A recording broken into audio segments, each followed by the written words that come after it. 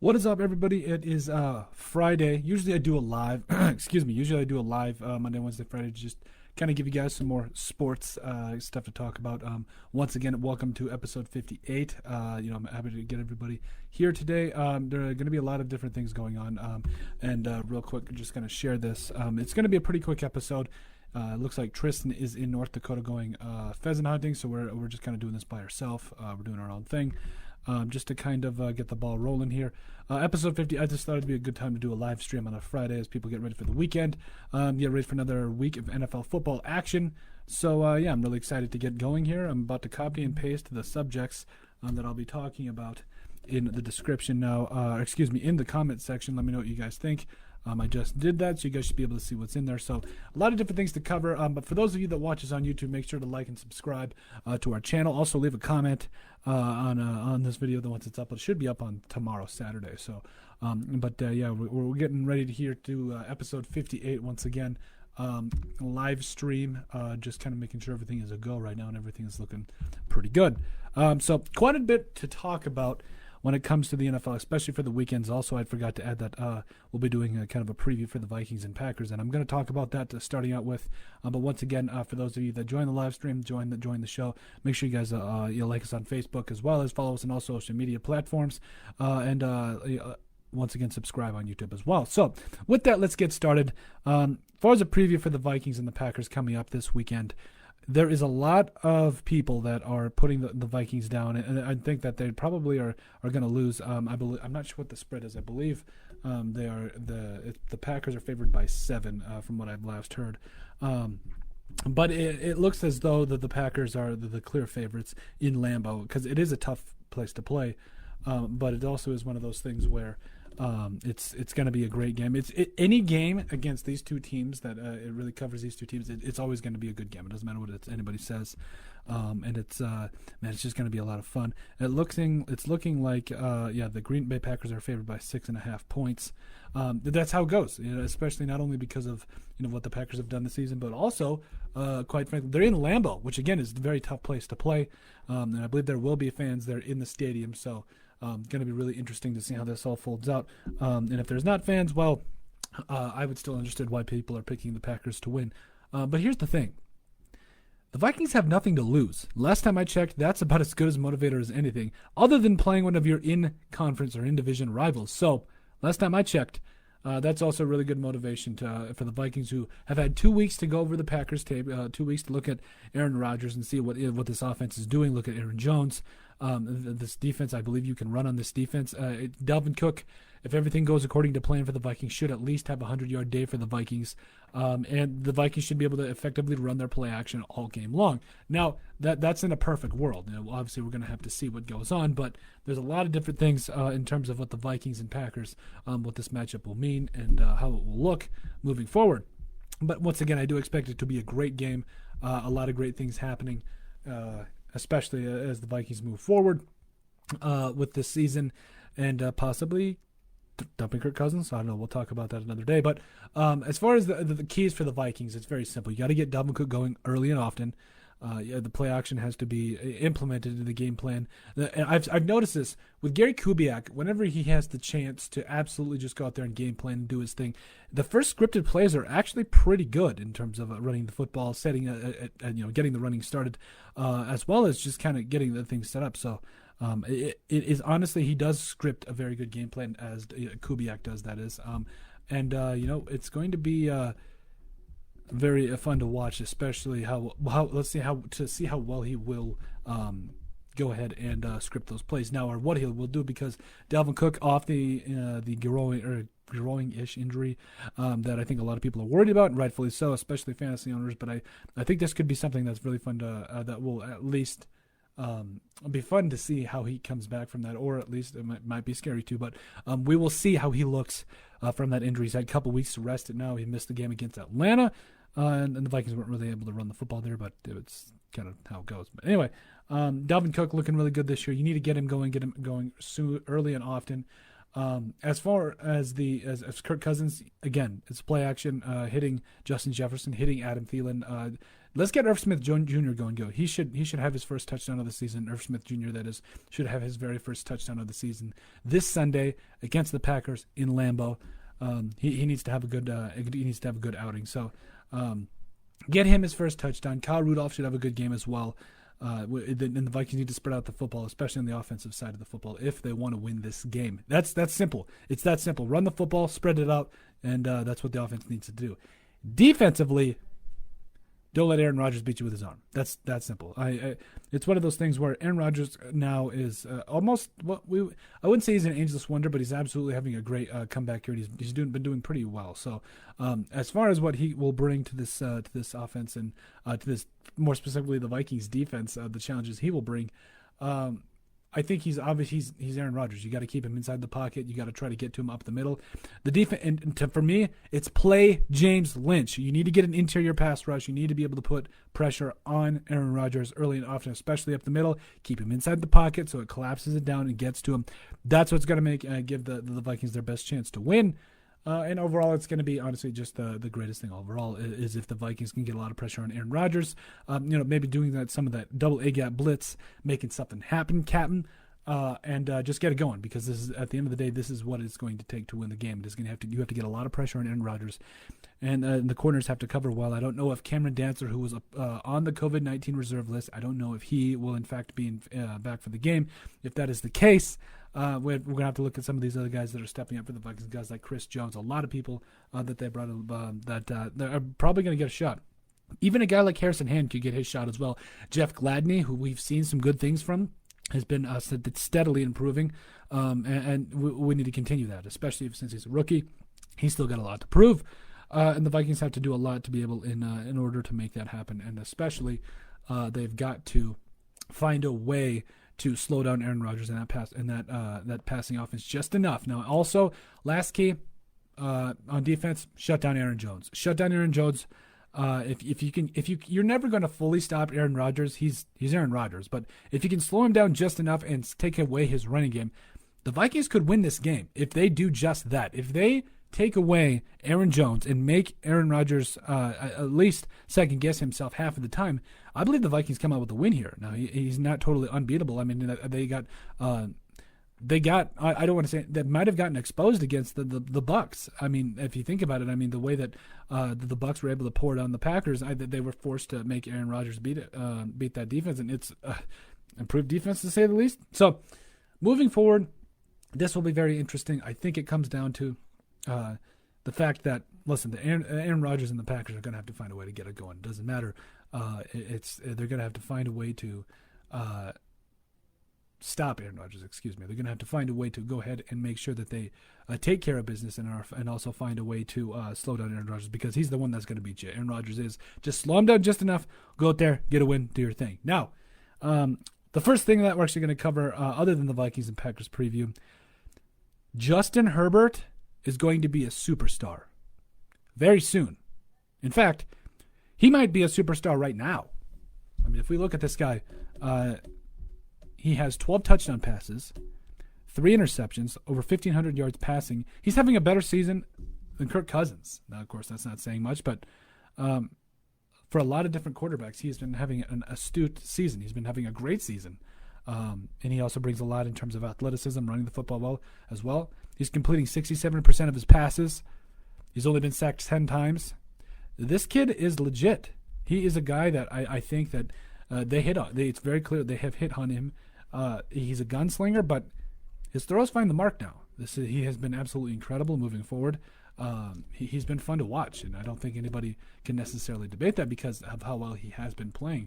And quite frankly, if Justin Herbert continues to play like this, he might be in the offensive MVP, in the offensive rookie of the year conversation. And some people are maybe quietly making a case for him as MVP. I don't necessarily disagree with that, but I think it's a long shot considering the Chargers still have some work. But hey, they are looking good right now. The Chargers are doing their thing, and especially with Herbert, Eckler, and a guy like Keenan Allen, who I thought the Vikings should have picked up, but it's whatever. Chargers are 2-4 right now, so it's not looking great, especially since in the division with the Chiefs and the Raiders. But The Raiders are still tough, but Chargers are clearly better than the Broncos. The Raiders and the Chiefs are clearly the two best teams in their division, but they're improving nonetheless. They've got their quarterback. They've got their guy, Herbert, that is. Keenan Allen has over almost 500 yards receiving this year. Hunter Henry has shown some stuff, almost 300 yards and a touchdown this year. Austin Eckler, I thought he would have maybe a little bit more of an impact, but he's still getting it done. Their defense hasn't been as amazing as it usually is, but it's still a good defense that they've got here. I've seen some really good things from them, and I'm personally really excited to see what they do the rest of the way here. This is going to be this team is up and coming, but it all starts and ends with Justin Herbert. Now, I think we can all say that we weren't expecting this. I think we can confidently say that he wasn't a guy that we thought was going to come out and just start owning the NFL. We thought that would be, if it was going to be a rookie that came out and did that, it was probably going to be Joe Burrow. But at this point, I might take Justin Herbert over Joe Burrow. Like, legit, straight up, because he stands tall in the pocket. He makes the throws he has to. He's got a rocket of an arm, and accuracy isn't a concern right now. He's tall. That's one of our favorite quarterback stats, but you got to love those tall quarterbacks, the ones that can just sit in there, take a hit. You know he's going to go the full route for his team. And at the end of the day, this guy's going to be able to make the plays. He's going to be able to do what he needs to do to make sure his team wins. And he's had some really respectable games. So, more specifically against guys like teams like the Jacksonville Jaguars, where he completed almost 63% of his passes for 350 yards and 3 touchdowns.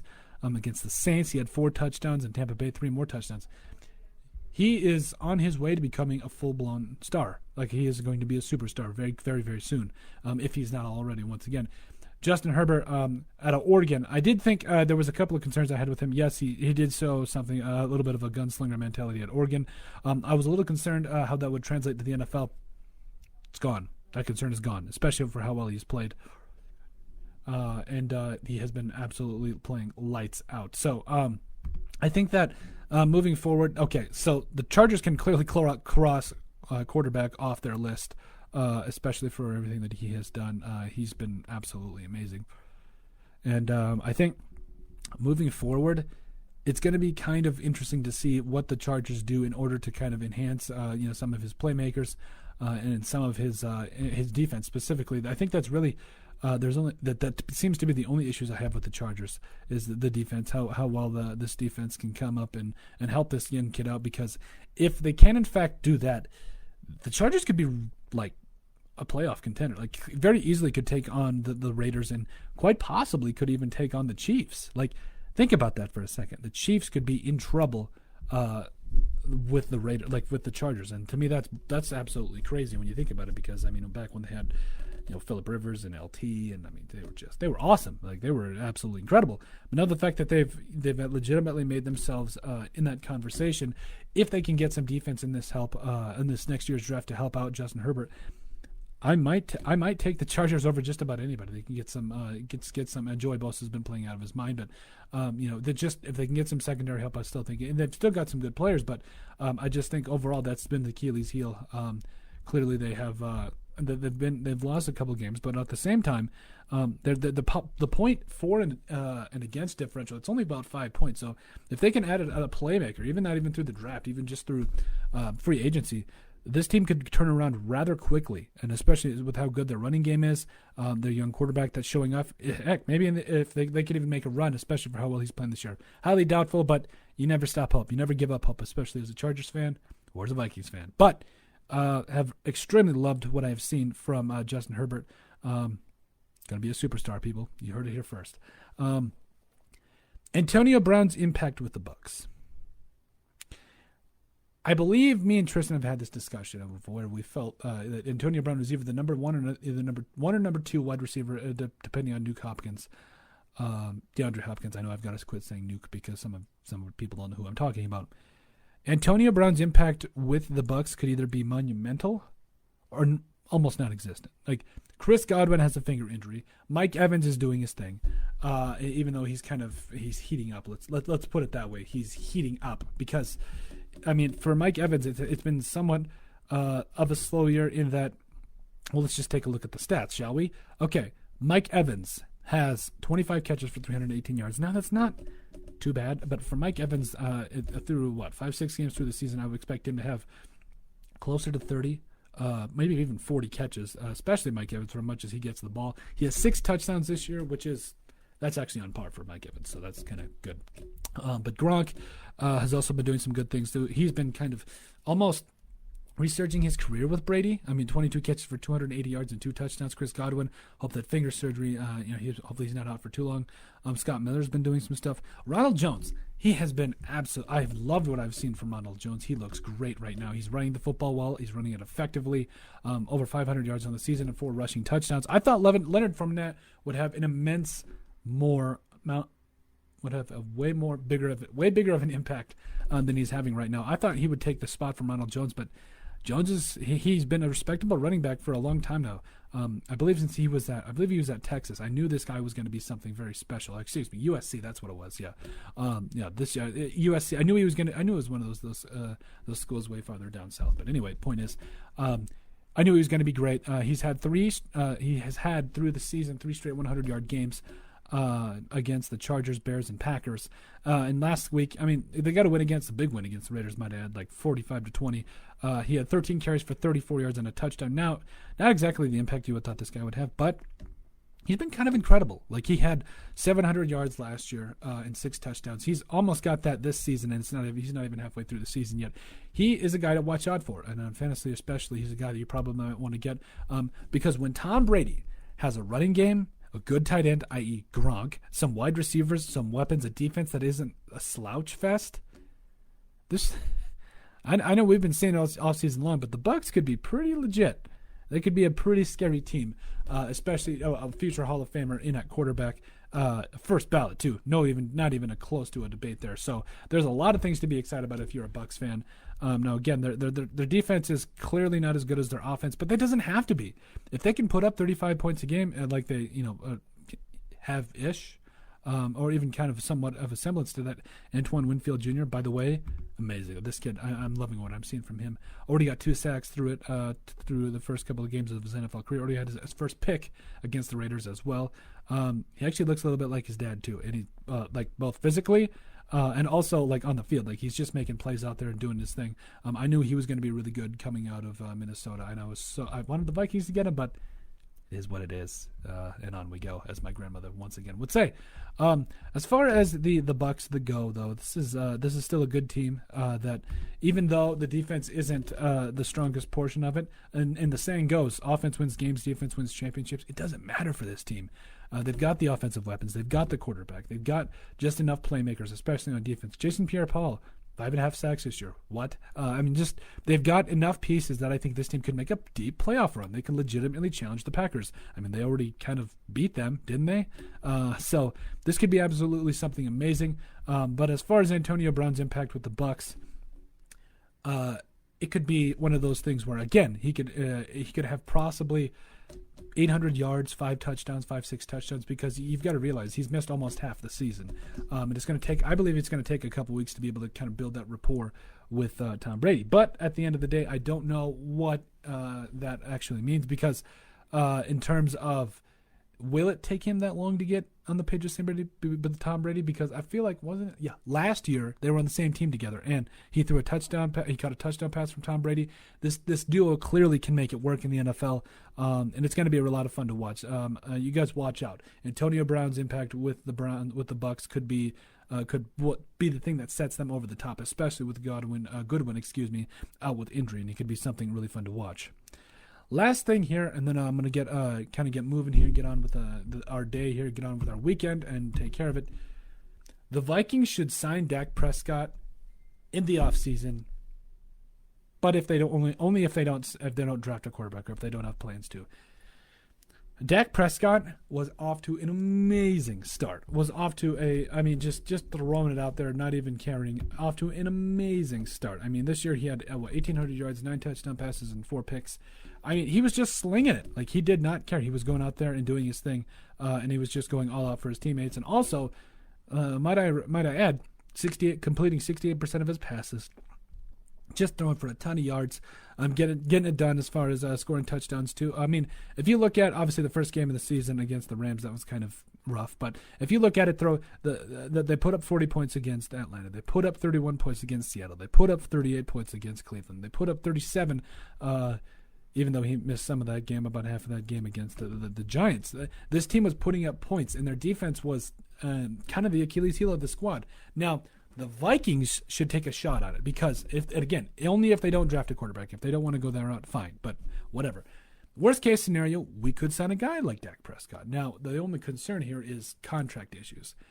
Kirk Cousins, if the Vikings are somehow able to sign Kirk Cousins, trade him and then sign Dak Prescott, that's how this is going to have to work, because I believe if the Vikings keep him on for past the fourth day of the new league contract year, all of his $35 million base salary for, I think it's 2022, becomes fully guaranteed. So the Vikings could potentially have a real issue with the salary cap situation. And it could be one of those things where, because Dak wants his money, and rightfully so, but he's coming off a catastrophic injury. Like, we really don't know how this guy's going to be coming back after the injury, even though a lot of us are kind of feeling about it. Like, we're feeling a certain way. We love Dak. So if he comes back from his injury, he's clearly going to get his contract, but the Vikings should sign him. They should see what they could do, because, at least stick with Kirk Cousins, maybe draft a later round quarterback and see what you got with Dak Prescott. What could it hurt? I think Dak Prescott could be a dark horse candidate to find another team this offseason, obviously heal up from his injury. He's probably going to miss next season, or a good portion of it, just because of what happens. It was a devastating ankle injury. So, but if they were to sign him, I think this would be absolutely great. I think it would be so fun to watch. And I just don't think that they're going to want to stick with Kirk Cousins. His massive contract is just, it's not panning out. It's really not the thing that they thought it was going to be. I don't know why Rick Spielman would sign him to a 3, or whoever it was, Rob Bazinski, doesn't matter.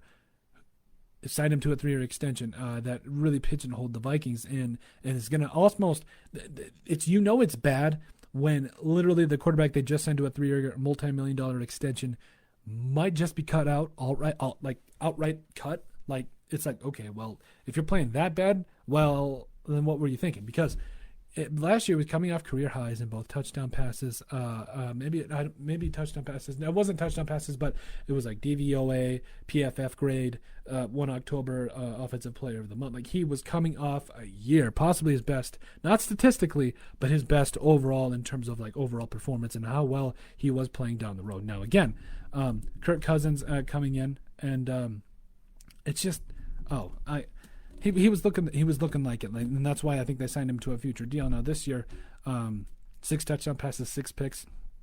That's not right. I believe he's already got 10 interceptions. I apologize. That's wrong. He's got 11 touchdowns and 10 interceptions. I don't know what's going on with Google here, but this guy clearly already more interceptions than all of last year, and we're only 6 weeks into the season here, so not great. And clearly he's going to throw a couple of more picks, so we'll have to see here. Josh Miller, you don't think they should trade Kirk, get capital, and go in on a young guy? Here's the thing. I think that the Vikings, their defense is going to get some stuff figured out. Thanks, Joe, for Josh. It's Joe. I'm sorry. We just had Joe on a couple weeks ago. Josh, thanks for commenting. I feel like if they trade Kirk, they're almost going to have to like give away an extra pick, like a 3rd-round draft pick, just so somebody will take his contract, just because it's just so massive. Like, it's just so unheard of. Like, I don't know why they signed him to this kind of a contract, but it's going to be one of those situations where they literally have to get rid of a player and a contract, which it's tough to do in the NFL. So I think they should trade Kirk, but will they be able to? That's the ultimate question. And get draft capital. The Vikings already had acquired quite a bit of picks in the 2020 NFL draft. I'm actually going to kind of look that up here. Let's see here. Vikings 2021 NFL draft picks. They've acquired enough, because I know there was a couple of picks where they traded out of the 2020 draft and were able to kind of maneuver the way and get more picks for the next year, i.e. 2021. They've got 1, 2, 3, 4, 5, 6, 7, 8. They've got 10 picks next year, including 3 in the 4th round, no second. Don't like that. Hopefully Slick Rick can get something figured out there. 3 in the 4th, 3 in the 5th, 6 in the 7th. Now, I think that the Vikings could potentially find their way into getting something taken care of as far as getting more picks. Slick Rick always finds a way to get more picks, and I believe now they have also got another one with the Alfadi Adenabal trade, as well as one more 5th, I believe. I can't remember, but that's roughly. This article was written a while ago, so let me just see if I can find something a little bit more accurate. But it looks like the Vikings will have a plethora of later day picks. Here we go. I'm sorry. So they've got one first, obviously. They've got 2/3. So 1, 2, 3, 4, 5, 6, 7, 8, 9. They've got 9 picks in next year's draft. 1 first, 2/3, 3/4, 3/5, 6 and a 7th. I was wrong. They have 11. I apologize. They have 11 picks. Swear to God. 1, 2, 3, 4, 5, 6, 7, 8, 9, 10, 11. Yep. Okay. So first round pick, obviously 2/3, 3/4, 3/5, 6 and the 7th. Now, I think that in terms of acquiring more draft picks, I don't think it would be one of those things where I don't know what that could mean. Like it could be almost out of reach, especially because the Vikings, I think, should try to get back in the second round. They've got some ammo now to be able to get back in the second round. I think they might try to see if they can trade some guys away to get even more, but we'll have to see how that pans out. But I think they should, if they can, trade Kirk. Again, contract issues. They should trade Kirk. And try to go in a younger guy. But I also like what I saw from Dak Prescott. Can you imagine what Dak Prescott would do with weapons like Justin Jefferson, Irv Smith Jr., Adam Thielen, Dalvin Cook, an offensive line that's up and coming, and hopefully a defense that gets figured out by Mike Zimmer? I don't know. It could be pretty scary. Let's see here. Josh, Fields, Lawrence, and Lance, all great young guys. But with quarterback needy teams, why not dump? Sandkirk in a 2021 second to a quarterback needy team. That's the thing. They don't have a second round pick. So that's my only concern there is, they don't, for a couple thirds. I wish they had a second round pick because I think that would really help them out. So what you're saying makes sense, and I agree with it. But they traded that second round pick away for Unique Ngakoue. They tried to get it back, but they're only able to get back a third and a fifth from the Ravens. So again, that second pick would come in handy right now. But I think especially, you made some great points: Fields, Lawrence, and Lance. I like all three of them. If I had to pick who, obviously it's Lawrence I like, but he's probably going to be gone. I don't see the Vikings getting the first overall draft pick. I would say the best chance or the best quarterback that's probably most likely going to happen 2021. Yeah, next year's draft. That's the 2021 draft, right? Yeah. I think that they've only got one pick for next year, so or they don't have a second round pick for the 2021 draft. Excuse me, maybe I didn't explain that well. Back to what I was saying. I think Trey Lance should be the guy that they should try to go after. I know he's athletic. He can throw the football a little bit. Again, out of all of those sort of Fields, Lawrence, and Lance. I don't know if I trust Justin Fields right now. Like, I know he played amazing last year. Like, he played great. He really did. I think he could really bring something to this defense, or excuse me, to the. Sorry, I saw your comment about the defense. I think he could bring a lot of things to an offense. I just am not 100% sold on him. As far as Lawrence, obviously he's going to be gone, but Lance I think is going to be the way to go. He could probably shield up some of that bad offensive line play, to be honest with you, if the Vikings don't address those guard positions, because they need to. Fields is a better passer, though. I mean, I don't know if I necessarily agree with that. Like, he may have better stats, but I feel like Trey Lance, even if he is a better passer, even if he is for the sake of argument, I would much rather take his athleticism, because if you think about it, the Vikings are a very good play action team. So if the Vikings can somehow do something where they're play action with Dalvin Cook, Alexander Madison, then also can throw and tuck it. Come on now, Trey Lance having that speed to get out on the edge, I think that could be really something to watch. So I think that's that's a really good question to ask. Thanks again, Josh, for commenting. Fields. Maybe he's a better passer, but I still think Trey Lance should be the way to go, even though Fields has got some athleticism now as well as Lawrence. But again, Lawrence will be gone. Lance will probably give the Vikings their best chance at having a better shot at getting the quarterback they want, at least getting the most out of their offense. Fields is a shifty guy. Watch him play tomorrow against any competition. Like I said, Fields can runs too. I'm not taking anything away from Fields, but I'm not 100% sold. If you think about it, Fields, I believe, is the only quarterback that hasn't played. Isn't that right? Justin Fields college stats. I think he's the only quarterback that hasn't played this year. So again, he had one great year. Nope, I was wrong. I don't know who I'm thinking of that hasn't played yet this year of one of the quarterbacks. He played against Nebraska. Come on, 21 for 21. That's Nebraska. 276 yards, 2 touchdowns. 15 carries for 54 yards and a touchdown. He wasn't amazing. He was obviously amazing against Nebraska, but we'll see. I mean, I would still go Trey Lance right now. I mean, North Dakota kid. Let's do it. I'm not sold on FCS quarterbacks personally. The competition is in top tier. That's true. You used Wentz. That's a great example because, again, Wentz, I feel like he's kind of almost spoiled it for FCS quarterbacks in a way because it just felt like he should obviously he spoiled it. That's what it is. Like he should be playing much better, especially after being the second overall pick a couple years ago. I don't know. There's a lot of people hyped on him. I still have an immense amount of respect for Carson Wentz because I still think he's a franchise quarterback. I think he's just been handed a team that, quite frankly, has a tough time running the football sometimes, and wide receivers are relatively non-existent, even though they're finally getting some dudes. Let's see here. He did play well. I'm just saying it's Nebraska, so carry that with what you may. Trey Lance, even though he plays against FCS competition, I don't know. I just like Trey Lance. I've watched a lot of tape on this guy. I think he's going to be a really good quarterback in the NFL. And if I'm wrong, I'm wrong. I'm okay with that. Sorry, Josh, for liking all of your stuff here. But no, again, thanks for commenting. But I do think I would much rather go with Lance here. I could be wrong, but Fields. I mean, I just want to see how he will play against schools like Bama, like Clemson, some of those other bigger schools, see how they will actually play. If he goes out and play lights out, I mean, that's how it kind of goes. I mean, you just kind of see how the season goes, how he continues to progress, and that's also what the combine's for. A lot of these GMs and these scouts are paid for that kind of stuff. So I respect the heck out of these guys. Just speaking from the. Yeah. Oh, I know you do. I'm just saying. Yeah, I agree with that. I know you do. You do your research. I know you respect these guys too. But yeah, hypothetical GM mind. Again, that's why they get paid for that kind of stuff, and we don't. But I would much rather take a chance on a guy that has proven to be able to just go out there and just play. I just feel like it's. I would much rather a guy that just goes get a guy that goes out and plays and finds a way to win the game. And I feel like Trey Lance does that. Justin Fields, he's a great player, and he does that as well. But I get a little bit of a better feeling with Trey Lance.